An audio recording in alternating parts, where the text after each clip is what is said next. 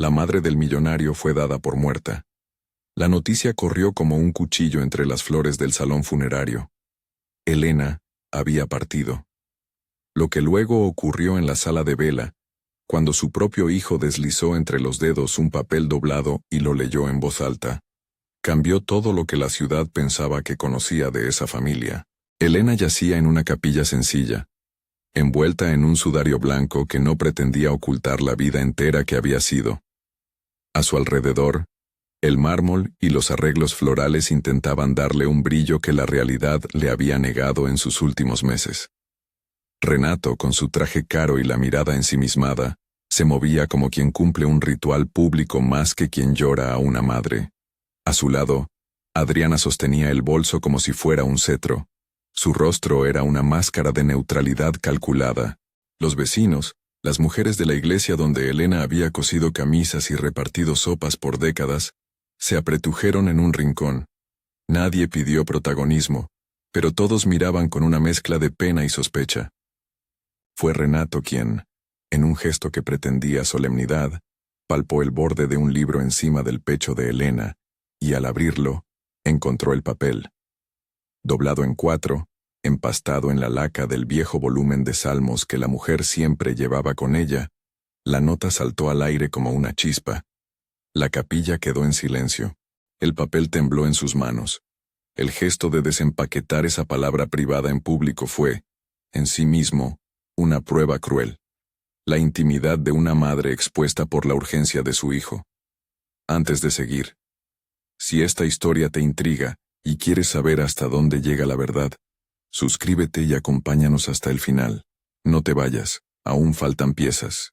Porque esa nota no era solo una voluntad. Era un testamento moral. En pequeños fragmentos que Renato leyó con voz cortada por la tensión, surgieron instrucciones, nombres y advertencias escritas con la caligrafía temblorosa de una mujer que había pensado hasta el final. A mi hijo Renato. Empezaba el primer trozo que él pronunció, como si esa familiaridad le diera derecho, y enseguida vinieron frases que no esperaba. Condiciones, reproches sutiles, la mención de una persona que había influido en sus decisiones y una cláusula clara sobre la entrega de sus bienes. Si eliges la avaricia, mi herencia no te pertenecerá, dijo una línea que heló a quienes la escucharon. Si prefieres las palabras de quien te engrandece por interés, devolveré lo que pude reunir a quienes me ayudaron. No quiero que mi nombre sea moneda. El papel, en manos del hijo millonario, encendió murmullos. Algunos reclamaron que se trataba de un recuerdo íntimo, y que leerlo en voz alta era una traición. Otros sintieron que, por primera vez, la verdad llegaba a la superficie. Adriana palideció. Renato apretó los puños, y el abogado de la familia, el doctor Álvaro, observó desde detrás de las gafas un conflicto que tenía la forma nítida de una elección: proteger los intereses de su cliente rico o preservar la última voluntad de una mujer pobre, cuya voz no podría alegar en el estrado. Elena no había sido siempre el símbolo que la mal llamada alta sociedad pintaba en las fotos del funeral. Para entender por qué su nota quemó así a la familia, había que retroceder. Nacida en una casa de paredes de barro, hija de costureras y jornaleros, ella aprendió pronto a coser para rellenar el presupuesto de la casa y a esperar con paciencia la llegada de la comida. Conoció a Antonio en una tarde de mercado. Él vendía verduras con manos fuertes y ojos fáciles. Se enamoraron sin prisa, con la claridad del agua corriente. El matrimonio fue una alianza de trabajo y ternura, y la primera casa que lograron fue una pequeña habitación donde la mesa era altar, y la vida cotidiana tenía la solemnidad de lo sagrado. Los años trajeron a Renato, un niño inquieto que parecía querer tragarse el mundo. Elena lo envolvió con canciones y pan recién horneado. Le enseñó a doblar la ropa, a prometer y cumplir, a mirar al otro. Cuando Antonio enfermó y murió joven, Elena sostuvo la casa sola. Los vecinos la vieron encender velas en la iglesia y todavía repartir las ganancias, aun cuando el bolsillo flaqueaba. Con manos cansadas y un corazón lleno de nombres de personas que había ayudado, la mujer nunca perdió la calma. Para muchos, Su vida fue la de una compañera silenciosa que sacrificó comodidades por la tranquilidad del hogar. Renato, sin embargo, creció respirando otra atmósfera. La adversidad fue para él un trampolín. Con becas, oportunidades y una mezcla de talento y ambición, ascendió.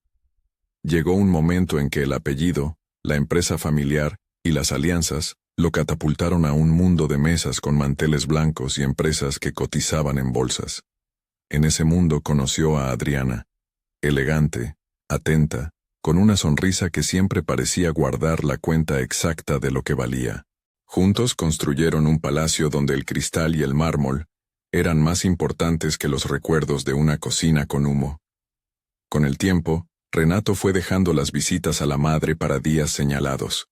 Las llamadas se volvieron breves, las promesas, actos protocolarios.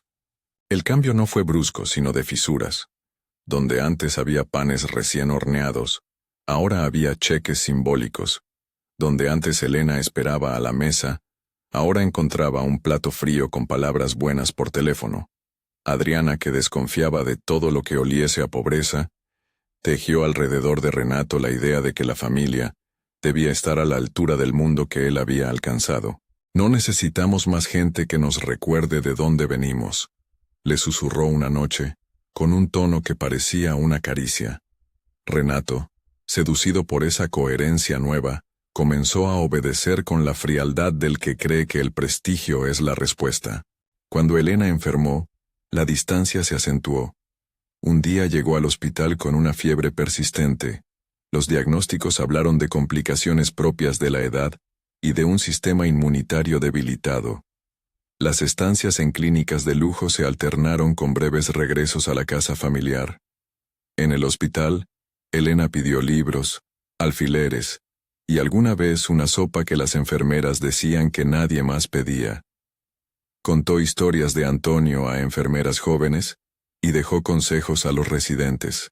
Su voz, aunque más débil, seguía teniendo la amplitud de quien había aprendido a dar sin esperar. Fue en esos pasillos del hospital donde algunos vecinos empezaron a murmurar. Vieron alguna vez a Renato entrar apresurado, cerrar la puerta por fuera y salir sin mirar a los ojos. Vieron a Adriana dictar órdenes con una precisión que cortaba las esperanzas. Una enfermera llamada Marta recordaría luego cómo Elena, con dificultad, intentó alcanzar la mano de su hijo, y cómo Renato la retiró con un gesto impaciente. No fue una escena única. Fueron pequeñas negaciones que se acumulan como grava en una pendiente hasta obstruir el camino. En la mayoría de los hospitales, cuando un paciente anciano corre riesgo, los protocolos prevén peritajes, visitas de control y, si hay sospecha de negligencia, la apertura de informes. En este caso, sin embargo, la reputación y los recursos de Renato actuaron como cortina. Los gastos médicos fueron pagados, los mejores profesionales llegaron, y la familia procuró que nada trascendiera. El abogado de confianza, el doctor Álvaro, fue convocado para ordenar papeles y calmar empleados. Él había conocido a Elena en tiempos en que los honorarios no eran su prioridad. Había sido amigo de Antonio, y su relación con la familia oscilaba entre la fidelidad moral y la obligación profesional. Dentro de ese entramado, Elena tomó una decisión silenciosa.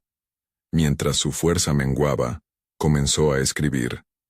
No era primero una reacción legal, era una conversación consigo misma, una manera de articular lo que había sido su vida.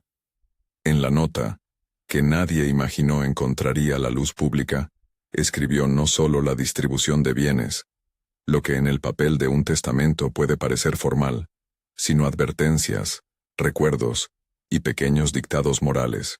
Mencionó nombres, no para castigar, sino para dejar constancia de aquello que, en la penumbra de la vejez, la había dolido más.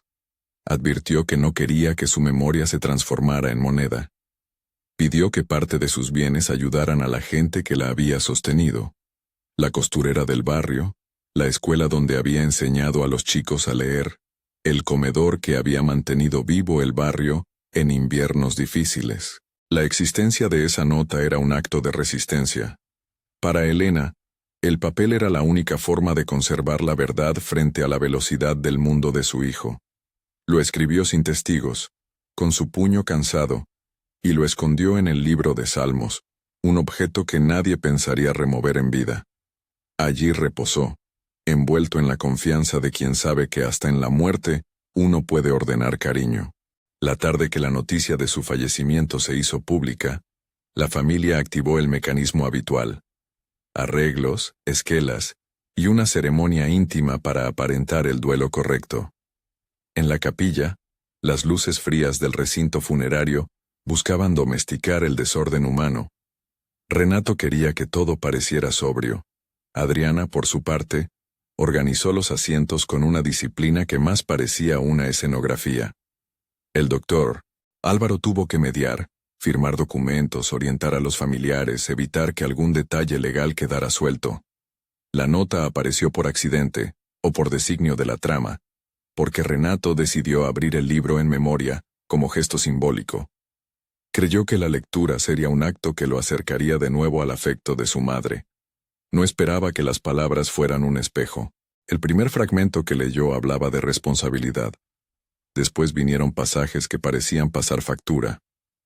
«He visto cómo tu ambición ha puesto distancia entre nosotros», decía una línea. En voz alta, su hijo hizo una mueca, porque la acusación lo obligaba a mirarse. Otra línea hablaba de Adriana con una melancolía que no buscaba venganza. «Si hay una sombra que te alejó de las cosas simples, que no venga con mi nombre si no lo ama». El público asistente se estremeció. Esa claridad moral no era solo para él, era para quienes habían permitido que la comodidad borrara el deber. Lo que siguió podría haber sido una escena íntima de reproche familiar, si no fuera porque alguien en la capilla grabó con el pulso contenido de su teléfono móvil. Un vecino, Andrés, que había llegado para despedirse, no pudo contenerse ante el espectáculo. En su bolsillo, el dispositivo captó la voz de Renato y la suave letra de Elena. Esa grabación circularía luego como evidencia, pero en ese momento era un hilo que comenzaba a tensión. Renato no leyó toda la nota. La dejó a medias, como quien evita la sentencia definitiva. Pero lo suficiente para provocar una reacción. Uno de los pasajes pedía que, en caso de demostrada ingratitud o malos tratos, la parte hereditaria destinada al hijo fuese recolocada en manos de quienes cuidaron y sostuvieron a Elena. Al oírlo, Adriana hizo una mueca de ira, y Renato intentó redirigir la atención con una frase altiva. «Mi madre quería lo mejor para todos», dijo, pero sus palabras sonaron huecas. Fue entonces cuando surgió el primer testimonio público. Marta, la enfermera que había cuidado a Elena en las noches de fiebre, se acercó con los ojos rojos y la voz temblorosa. Contó que en la última semana había sentido que algunas decisiones médicas eran cuestionables, que en una ocasión hubo una discusión en la habitación y que Renato había mostrado impaciencia. Nadie acusó de forma directa, pero la sensación de abandono caló como una humedad. Del velorio pasaron a la investigación. En el lapso entre el entierro y la apertura de las gestiones notariales, el rumor adquirió forma de expediente. El doctor Álvaro, que hasta entonces había procurado mantener la confidencialidad del proceso, enfrentó su dilema moral. ¿Protegería el deseo inmediato del cliente, que le pedía cerrar filas y acelerar el trámite de la herencia? ¿O seguiría la letra de la ley y la voluntad de su antigua amiga, que hablaba de revertir parte de la herencia hacia la comunidad, si se demostraba desinterés por el bienestar de la difunta? Él sabía que la nota era, en muchos sistemas legales, un documento de valor moral, aunque no cumpliera con todas las formalidades de un testamento público. Pero su valor probatorio aumentaba con testigos y con la prueba de que había sido escrita por la propia Elena. Fue entonces cuando apareció la segunda pieza, un video. No era un montaje elaborado ni una cámara espía. Era una grabación olvidada en un dispositivo médico que un técnico, Luis, había guardado sin pensar para su uso interno. Luis había filmado, en vísperas del fallecimiento, una discusión en el pasillo del hospital. No con violencia explícita, sino con un desprecio que hacía visible la negligencia. En las imágenes, Renato discute con una enfermera sobre medicamentos. Su tono es autoritario, su gesto de ahogar una petición de explicación. La enfermera, tímida, se defiende. Elena observa desde la habitación, con ojos apagados. En un momento, Renato entra a la habitación con prisas, toma la mano de Elena y la retira con brusquedad. No hay golpe filmado, pero sí una frialdad que hiela. Luis entregó la grabación al doctor Álvaro cuando supo de la nota. Su conciencia le impidió callar. La legalidad del material fue objeto de disputa. El equipo del millonario intentó desacreditar la grabación como manipulación, pero el técnico juró su autenticidad. Era, en su crudeza, la prueba de un trato que no debía sostenerse en el anonimato. Para la comunidad el video no era una sentencia judicial, pero sí una prueba moral que conectaba las palabras de Elena con la realidad de su trato. El proceso que siguió fue un ejercicio de prudencia. Ninguna corte puede dictar una pena por un video o por una nota. Hace falta instrucción, peritajes y la actuación de procuradores. El doctor Álvaro presentó ante un juez los elementos de la nota y del video, solicitando medidas cautelares. El bloqueo de la posibilidad de que Renato dispusiera de las cuentas hasta que se determinase la voluntad definitiva de Elena y el destino de sus bienes. Fue una petición moderada, legalmente plausible. En muchos ordenamientos, si existe duda sobre la validez de un testamento, o si hay indicios de incapacidad o presiones sobre el difunto, el juez puede ordenar una administración provisional de los bienes. La audiencia sacó a la luz otras voces. Vecinos contaron episodios habituales. La visita que duraba 10 minutos. La vez que Renato rechazó una vieja vecina en una fiesta familiar. Los regalos que siempre iban acompañados de una tarjeta fría. La hermana de una amiga de Elena que la visitaba para coser, habló de los platos que la madre aún templaba para el barrio. Adriana, por su parte, compareció con una versión que buscaba darle solidez a la familia. Habló de la imposibilidad de todos para asistir a cada visita, de la atención médica que habían pagado, de la carga que una enfermedad puede suponer.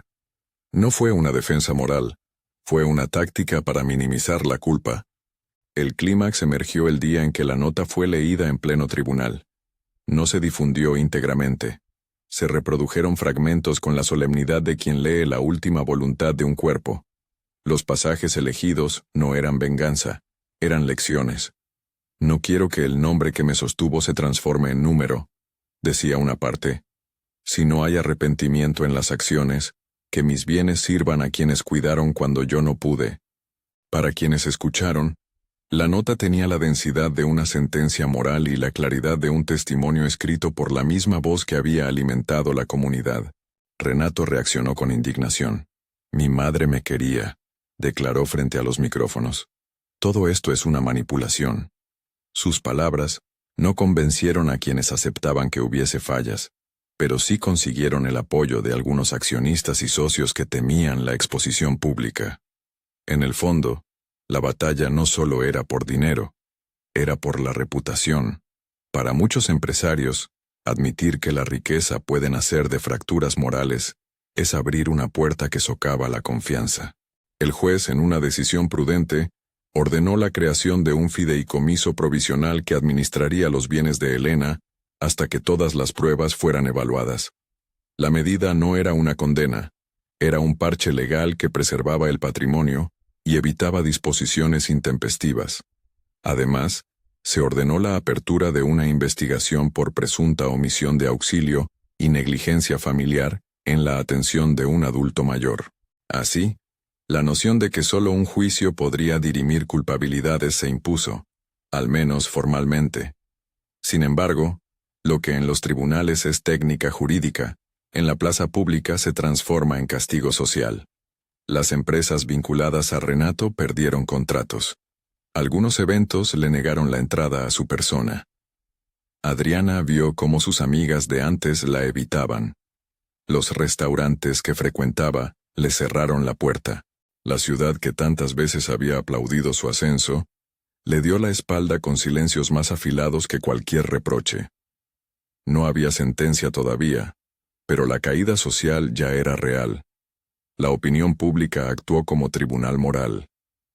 En medio de la exposición, hubo encuentros íntimos que humanizaron la tragedia. El doctor Álvaro, que había actuado con rigor, confesó en voz baja a una vecina que su decisión no fue fácil. En la soledad de su despacho, revisó la nota una y otra vez, leyó las últimas palabras de Elena como quien escucha la voz de una amiga, recordó a Antonio en la puerta de la florería, su sonrisa franca. La profesionalidad exigía pruebas, la amistad, una reparación. Por eso, al presentar los documentos, Álvaro no buscó la humillación, pidió justicia y preservación. Su conflicto interno fue audible en la curva de sus frases. Había en él algo de culpa por no haber intervenido antes, y algo de alivio por, al menos ahora, poder hacer algo que hablara en nombre de la mujer que lo había visto nacer profesionalmente. Hubo, además, gestos pequeños que contaron la historia con más fuerza que cualquier titular. La comunidad comenzó a reunir firmas para proponer que una parte de la herencia se destinara a crear un comedor en el barrio. Las costureras recogieron telas y donaron su tiempo para confeccionar mantas que llevarían el nombre de Elena. La escuela donde enseñaba la mujer propuso poner una placa en su memoria y mantener becas para familias en necesidad. Esas acciones tendieron un cordón que la legalidad no podía sustituir. La memoria de Elena se reconstruyó con acto concreto, no con palabras. La lectura pública de la nota dejó una herida abierta en la relación entre Renato y Adriana. Él había pensado que la nota podía ser un documento que le asegurase continuidad. En cambio, lo confrontó con su imagen pública. En privado, las discusiones subieron de tono. En público, ellos fingieron unión. Pero la pareja no soportó la presión. Su división se convirtió en rumor y luego en noticia. La distancia entre ambos se hizo tan visible como la distancia que Renato había mantenido con su madre.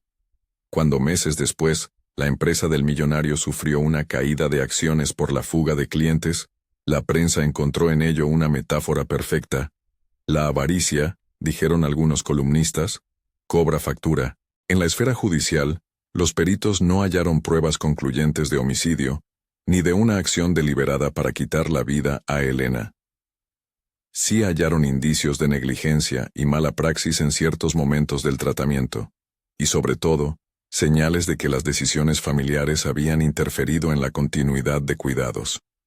La Fiscalía, con cautela, abrió proceso por abandono y omisión de asistencia a adulto mayor. No era una sentencia inmediata, pero era incluso más terrible para la opinión pública. La posibilidad de que el dinero no compense lo que la ética exige. Renato pagó costos legales y reputacionales. La medida cautelar impidió que administre libremente el patrimonio de Elena. La justicia, consciente de la complejidad, optó por la prudencia, un fideicomiso administrado por una junta integrada por representantes de la comunidad, un miembro del hospital y un asesor independiente. Esa solución no ofrecía victoria inmediata a nadie. Era, en cambio, una forma de preservar lo esencial y dar tiempo al proceso para dirimir. Si la nota fue la chispa, el video fue la gravedad que inclinó la balanza. No mostró una agresión física grotesca, mostró indiferencia, desdén, la falta de la caricia que tantas veces había sido la medicina más efectiva. Eso bastó para que la gente juzgara. La ciudad hizo de la historia una lección pública. La riqueza no anula la obligación moral hacia los padres. Adriana, por su parte, vio cómo su influencia se desmoronaba. Sus intentos de controlar la narrativa, poner en marcha una campaña de imagen que colocara a Elena como una mujer que comprendía las exigencias modernas, fracasaron. La gente no miró la campaña, miró la nota. Para muchos, Adriana había actuado como catalizadora de la frialdad del hijo. Para otros, sus actos podían explicarse por miedo al riesgo reputacional. Pero la memoria no es una cuantía que se pueda tabular. Es un tejido de actos cotidianos y palabras dichas a tiempo o no. Con el paso de los meses, la ciudad fue organizando ceremonias para honrar la memoria de Elena. No eran grandiosas. Eran sencillas, como ella hubiera querido. La fundación, que recibió parte del patrimonio, organizó un desayuno en la escuela, con niños que recitaban versos y ancianas que recordaban recetas. En la placa colocada en el centro comunitario, se leyó una frase que resumía la enseñanza: no hay herencia más rica que la dignidad cuidada. El doctor Álvaro continuó su tarea, menos como abogado corporativo y más como custodio de lo que quedaba: una amistad rota, una obligación de reparación. En sus noches repasaba las palabras de Elena y sintió cómo su conciencia le empujaba a hacer más. Impulsó la constitución de un comité que supervisara el destino de los fondos y presionó para que las becas prometidas se hicieran realidad. No buscó la gloria. Buscó que el nombre de Elena volviera a significar lo que siempre había sido: bondad con estructura. La caída de Renato fue lenta y compleja. No fue una sentencia fulminante que lo desterrara de la ciudad, ni tampoco un perdón inmediato que lo reintegrara a la familia. Fue, sobre todo, la evidencia de que la riqueza sin arraigo moral produce vacíos que la sociedad termina llenando con desprecio. Personas que habían sido cercanas se distanciaron, amistades efímeras desaparecieron, sus negocios se vieron afectados por la pérdida de confianza. Algunas acciones llegaron a un punto en que socios lo abandonaron. Ningún tribunal pronunció una sentencia por homicidio, pero el veredicto de la opinión pública se hizo sentir. Renato perdió, no únicamente por la ley, sino por la percepción de quienes le rodeaban. Llegó, sin embargo, un momento que nadie había previsto: una carta de parte de Renato dirigida a la comunidad. En ella pedía disculpas, no solo por lo que hacían los tribunales, sino por el daño humano. Reconoció errores, admitió distancia emocional, y pidió colaborar en la creación del comedor que Elena había imaginado. Nadie sabía si se trataba de una estrategia para recuperar la reputación o de una genuina rendición de cuentas. Para algunos, la carta fue un paso. Para otros, la tardanza en reconocer lo dañado ya era un signo de irreparabilidad. Adriana desapareció de la escena pública por un tiempo. Sus redes se cerraron. Su agenda de alta sociedad se vació. En el silencio, muchas personas la juzgaron con dureza. Otras, con algo de lástima, recordaron que ella también fue consumida por una ambición que la aisló. El efecto para ella fue secundario a la herida. La nota de Elena la nombraba tangencialmente, pero su impacto fue profundo en su vida privada. La comunidad, que había perdido a Elena y ahora se debatía entre la memoria y la justicia, encontró consuelo en la acción. El comedor, que surgió con fondos limitados pero con trabajo constante, se convirtió en el lugar donde la herencia dejó de ser cifra y se volvió calor. Los niños que recibieron desayuno en las mañanas contaron a las maestras que su madre, que antes tenía hambre, ahora sonreía. Los lienzos con fotos de la vida de Elena, cosidos en la pared, contaban la verdadera historia de una mujer que nunca quiso ser monumento, sino compañía. Hay cosas que la justicia no puede medir: el arrepentimiento que tarda y el que llega a tiempo, la reparación hecha por obligación y la hecha por voluntad. La historia de Elena enseñó que el papel puede ser un arma y una cura. Su nota no fue un látigo destructivo, sino un recordatorio. No es que la nota castigara a su hijo. Lo que hizo fue iluminar una falla profunda que el dinero no tapó. Para Renato, la nota fue espejo y piedra. Para la comunidad, fue brújula. Al final, la lección quedó clara en pequeñas señales. La placa en el centro comunitario, la escuela con el nombre de Elena, las mantas cosidas por manos que habían sido sostenidas por ella, el voto de un juez que optó por la prudencia y la creación de un fideicomiso que salvaguardó bienes. No hubo de instante una forma única de justicia.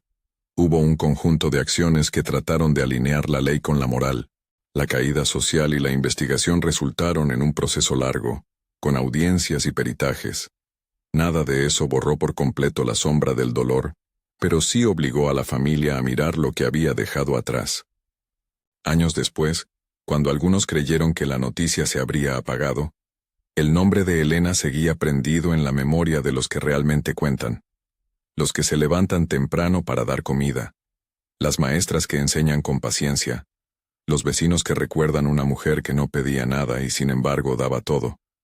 Renato, ya menos joven, aprendió por las consecuencias que el dinero no reemplaza la coherencia de los gestos. Adriana, en su silencio, aprendió que el poder no siempre trae libertad de la culpa. El doctor Álvaro, con la calidez de quien ha sido tocado por la pérdida, siguió siendo un profesional, pero con menos cinismo. La nota oculta no cambió el pasado, no devolvió las charlas que no se dieron ni los besos que faltaron, pero sí hizo una cosa preciosa. Puso en evidencia que la memoria de una madre no es una mercancía. Cuando una sociedad empieza a valorar lo que otras generaciones han dado sin buscar recompensa, se construye algo más que una fundación temporal. Se crea la posibilidad de que las instituciones respondan a necesidades humanas y no solo a balances. Eso fue lo que quedó. Una comunidad más atenta, una familia más castigada, y la figura de Elena convertida en recordatorio. En la última escena, la cámara, si existiera, mostraría los platos humeantes del comedor del barrio, a niñas y niños con mochilas usadas, a ancianas tejiendo en silencio. En la esquina, una placa con la caligrafía de una vida sencilla, y en la memoria de quienes la conocieron, la imagen de una mujer que en sus últimas líneas les dejó la única riqueza que verdaderamente vale, la dignidad que se practica. Si esta historia te movió, compártela con alguien que necesite recordarlo, que el cariño no se compra, y que el respeto a quienes nos cuidaron debe estar siempre por encima del brillo de las vitrinas. Comenta qué harías en el lugar de Renato, y si de verdad crees que la justicia puede reparar lo que la indiferencia quebró.